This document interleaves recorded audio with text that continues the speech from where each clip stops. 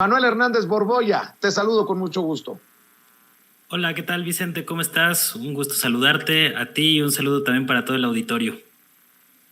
¿Tú cómo entiendes esta situación? Ya México se posiciona contra la invasión, así le llama el canciller Marcelo Ebrard, la invasión rusa a Ucrania.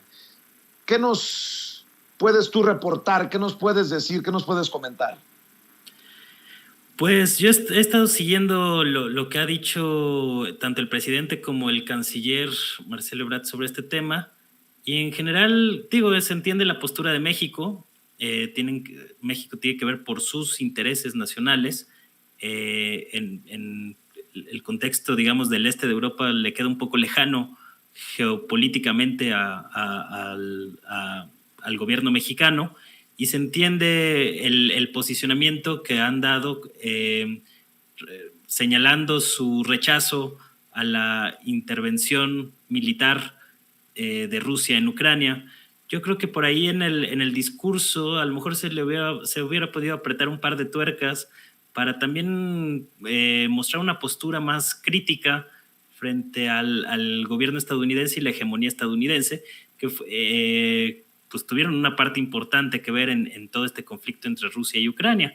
Han estado alentando esta separación entre ambos países con objetivos claramente geoestratégicos, y esta parte yo creo que hubieran podido aprovechar en México para subirle dos rayitas a la intensidad del discurso, y sobre todo pues cuando precisamente vemos esta misma injerencia estadounidense pues muy a menudo en el contexto mexicano. Lo hemos visto en las últimas semanas con los posicionamientos del secretario de Estado Antony Blinken en torno a la matanza de periodistas que existe en el país. Lo hemos visto en el caso de Ted Cruz, de la Embajada de Estados Unidos en México. Entonces yo creo que si bien es entendible que la postura de México debe estar más orientada pues a los intereses geoestratégicos de Estados Unidos, país con el que comparte una extensa frontera de varios kilómetros y que tiene muchos intereses en común, empezando por el tema migratorio, temas económicos y demás. Creo que también pues se está desaprovechando una buena oportunidad de darle un apretón de tuercas por ahí a Estados Unidos, precisamente también para reivindicar esta postura que ha señalado el presidente López Obrador de que México no es colonia ni protectorado de nadie, ¿no? Me parece también que no está atendiendo tanto el tema de la embajada mexicana, en el caso del canciller Ebrard, con el asunto de la libre autodeterminación de los pueblos, en el caso de las repúblicas separatistas de Donetsk y Lugansk, que ha sido pues reiterado en el discurso de México durante mucho tiempo, pero tampoco hemos visto ningún señalamiento sobre ese asunto. Estaba leyendo por ahí la postura de Evo Morales, el expresidente boliviano, que él, por ejemplo, condenaba la intervención de Estados Unidos con el objetivo de dividir a Rusia y Ucrania. A mí me parece una postura interesante, que bien podría haber adoptado ahí algunos matices el gobierno mexicano. Lo hemos visto más en una defensa hacia Ucrania, sin tomar en cuenta pues una serie de factores, ¿no? Entre otras, pues la manera en que Ucrania pues ha apoyado y alimentado milicias y grupos paramilitares nazis en esta ofensiva contra las repúblicas independientes de Donetsk y Lugansk, ahí en la región del Donbass. Pareciera que esta lectura de los grupos nazis pues no está para nada implícita en las declaraciones del gobierno mexicano, y me parece grave sobre todo por la manera en que México ocupa hoy una posición en el Consejo de Seguridad de Naciones Unidas, donde por cierto no hemos visto muy presente a Juan Ramón de la Fuente, que también me ha llamado la atención en un contexto tan álgido, y pues me parece que son cosas para señalar. Así es, y desde ayer lo menciono, aquí también va a ser importante entender que hay una guerra de narrativas. No reporta lo mismo RT que CNN. No es lo mismo prestar atención a Noam Chomsky que, no sé, que a Emilio Álvarez y Casa, que pareciera que quiere que México corte relaciones con Rusia y le declare la guerra. Así están la guerra de versiones y de narrativas. Para hacerle claro a la audiencia, querido Manuel. Sí, desde luego. Pues ahora sí que son distintas visiones, ¿no? Yo soy en general muy crítico de la visión y de las coberturas de la prensa occidental, porque me parece que se habla mucho de la propaganda rusa, por ejemplo, pero se habla muy poco de la propaganda gringa o la propaganda británica, que incluso pues, son más fuertes, tomando en cuenta que provienen de las potencias hegemónicas globales, ¿no? Entonces, no hay que irse con la finta ni para uno ni para otro bando.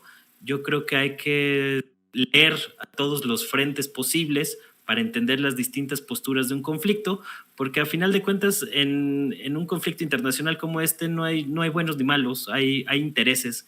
Entonces hay que tratar de entender las posturas de cada actor para poder entender y dimensionar mejor dicho conflicto. Lo que sí he visto pues es una reiterada intencionalidad política en la cobertura de algunos medios occidentales de exagerar algunas cosas y minimizar otras. Yo creo que entre las cosas que se han minimizado en todo este conflicto entre Rusia y Ucrania, pues ha sido las implicaciones del golpe de Estado de 2014, del Euromaidán, que los medios occidentales te lo venden como una gran revolución contra un tirano, cuando pues hubo involucrados grupos paramilitares de derecha. Incluso hay testimonios e indicios muy fuertes de que algunos francotiradores involucrados en la matanza del Maidán durante este conflicto del golpe de Estado pudieron ser financiados precisamente por la oposición y no por el gobierno, en un caso típico de falsa bandera, como se le conoce, para acelerar el derrumbe de la caída del gobierno ucraniano de aquel entonces, cuyo presidente era hasta cierto punto afín a los intereses de Rusia. Y pues este tipo de cosas no se mencionan mucho, tampoco se menciona mucho sobre la masacre de Odessa a manos precisamente de estos grupos nazis paramilitares. Yo veo que en los medios occidentales hay una tendencia muy clara a tratar de bajarle o de descafeinar este asunto de los paramilitares nazis, que resulta muy incómodo y que incluso ha suscitado protestas incluso del entonces embajador de Israel en Ucrania, precisamente por la manera en que grupos de ultraderecha han sido apapachados, cobijados, de manera muy complaciente por Estados Unidos y por la OTAN, precisamente para lograr sus fines políticos, ¿no? Estuvieron mucho tiempo buscando una reacción por parte de Rusia, mandando armamento, grandes cantidades de armamento a Ucrania, precisamente para seguir financiando las hostilidades del gobierno ucraniano contra los pueblos de la región del Donbass, que son de mayoría rusohablante, que también es un tema que está muy minimizado en la cobertura de la prensa occidental, el hecho de que el este y el sur del territorio que se conoce como Ucrania, pues tiene una mayoría de personas étnicamente rusas, rusoparlantes, que se identifican mucho con la historia de Rusia como tal, y que pues a estos grupos no vieron con buenos ojos este golpe de Estado de 2014, una ley que impulsaron desde Kiev, desde el gobierno de Ucrania, para castigar y quitar la lengua rusa de las lenguas oficiales, lo cual minaba buena parte de los derechos de estos grupos, que decidieron independizarse, y que pues esta versión nunca se suele mencionar en la prensa occidental, ¿no? Entonces creo que hay varios factores por ahí que no se han dimensionado adecuadamente. Tampoco vi mucha cobertura en los medios occidentales sobre una advertencia que lanzó el presidente ucraniano Zelensky el 19 de febrero, que fue que incluso manejó la posibilidad de que podría reactivar la fabricación de armas nucleares y salirse de un tratado que tenía firmado con Rusia y con Estados Unidos desde la caída del bloque soviético, Y me parece que ese es un elemento fundamental también para entender parte de la reacción que tuvo Rusia sobre estos temas, ¿no? O sea, a final de cuentas, el presidente Vladimir Putin decidió dar un manotazo en el tablero para tratar de sacudirse un poco la presión que se le estaba viniendo encima. Y a final de cuentas, yo creo que hay que estudiar también quién gana y quién pierde. Yo creo que el gran ganador de este asunto es Estados Unidos, que al final de cuentas consiguió lo que quería, utilizó a Ucrania como una arma política en contra de Rusia. Ya impusieron una serie o están imponiendo una serie de sanciones muy severas contra Rusia. A mí no me queda qué tan claro o qué es lo que obtiene Rusia de todo esto. Yo creo que pues si bien logra contener cierto riesgo que había muy cerca de su frontera, la posibilidad de que instalaran misiles de la OTAN muy cerca de su frontera y de la capital Moscú, creo que también sale perdiendo en todo esto Rusia, porque a final de cuentas Putin acaba dándole pie a las potencias occidentales para que lo sigan tachando de pues un peligro para la estabilidad europea, de que siga toda la campaña negra que han mantenido los rusófobos durante muchos años en la prensa occidental. Entonces hay que analizar quiénes son los ganadores y los perdedores y quién sacó más ventaja de este asunto, ¿no? Me parece que la manera en que Estados Unidos y la OTAN utilizaron a Ucrania y después lo desecharon, porque ya dijeron claramente que no van a mandar tropas para defender a Ucrania, pues dejó muy mal parado a Zelensky, que quedó como tonto, así hay que decirlo, precisamente porque se dejó utilizar para los fines de Estados Unidos y de la OTAN, al mismo tiempo que arrastró a su país y a su gente a un conflicto armado con una potencia nuclear como lo es Rusia. Si me permites preguntar tu opinión sobre otro tema, mi querido Manuel, pero es parte de la guerra de las narrativas. Mi querido David, grábeme, don David. Hay dos fotografías que te quiero mostrar para que hablemos de esta guerra de narrativas, de las diferentes coberturas. Mira, ayer circuló esta fotografía de Carlos Loret de Mola en el Washington Post, y el Washington Post dice: los periodistas en México están bajo ataque.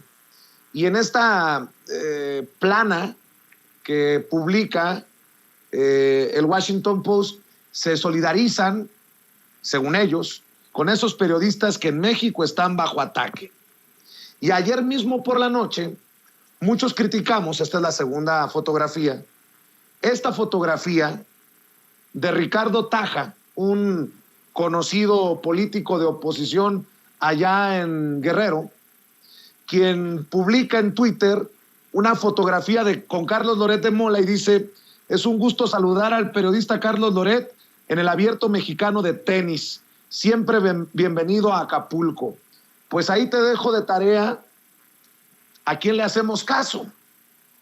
Al Washington Post, que usa a Carlos Loret de Mola para decir que los periodistas están bajo ataque en México, o aquellos que criticamos la fotografía del periodista bajo ataque que se va a esconder al Abierto de Tenis en Acapulco, gobernado por el mismo partido al que pertenece el presidente que lo persigue. Nótese mi sarcasmo. ¿Cómo ves esto, Manuel?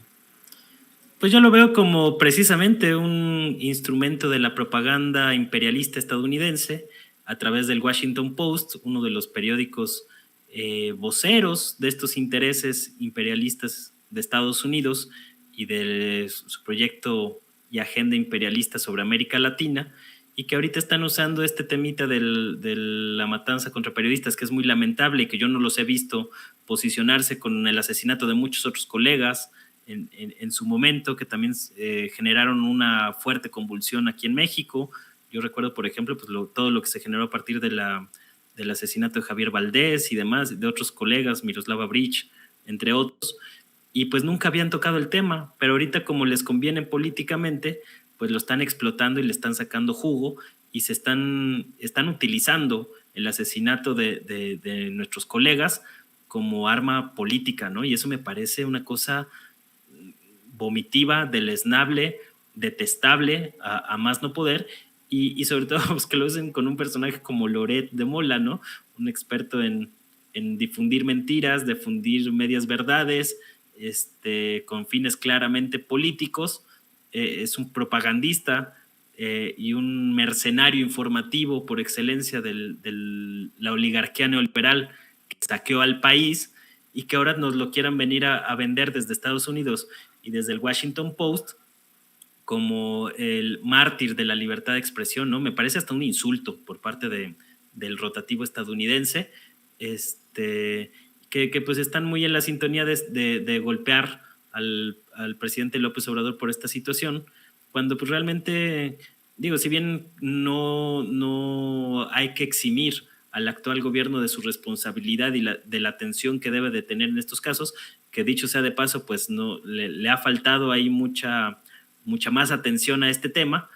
El asesinato de los periodistas pues tiene que ver con una crisis estructural en México y está asociada pues a la violencia que prevalece contra el grueso de la población. Es decir, el asesinato de periodistas no se puede entender del asesinato o del número de homicidios que existen en el país, y esto se debe precisamente a la descomposición de un sistema político en buena parte que fue títere de los intereses de Estados Unidos en la región. Es decir, que ahora no nos vengan con el cuento de que la situación de la matanza de periodistas es algo nuevo, algo novedoso, algo de los últimos 3 años, cuando realmente pues tiene que ver con un proceso de descomposición que incluye 2 fraudes electorales que fueron avalados precisamente por estos grandes medios hegemónicos estadounidenses en su momento y que contribuyeron, por supuesto, a generar este clima de descomposición en México, apoyando a una oligarquía tiránica que se llenó las manos con el saqueo, y que buena parte de eso pues fue a dar a los bolsillos de personajes como Loret y sus fortunas millonarias con sus departamentos ahí en Miami juntito a otros impresentables como Genaro García Luna. Y pues me parece un montaje mediático más de los intereses imperialistas estadounidenses en el caso mexicano. Y pues obviamente pues de un personaje como Loret pues ya ni qué decir, ¿no? O sea, es tanto el nivel de cinismo que pues puede pasearse tranquilamente por todo el país con esta vida de millonario, al mismo tiempo que se hace pasar por perseguido político cuando pues es completamente ridículo.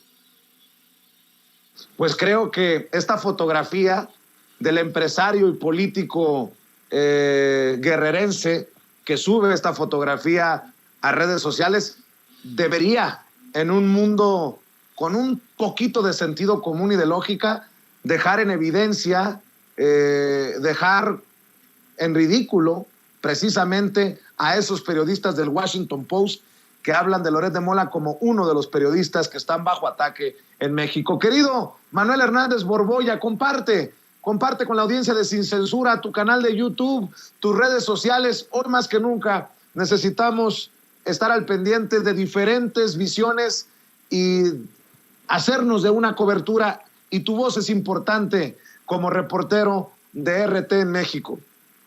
Muchas gracias, Vicente. Pues ahí pueden echarle un ojo al canal de YouTube, Manuel Hernández Borboya, igual en la página de Facebook, Manuel Hernández Borboya Periodista, y en Twitter me encuentran como @ManuelH.Borboya, donde justo acaba de subir un extenso hilo ahí en Twitter para entender más a fondo la situación en Ucrania, con muchas referencias para que la gente pueda leer más allá de lo que nos han querido contar en la prensa occidental.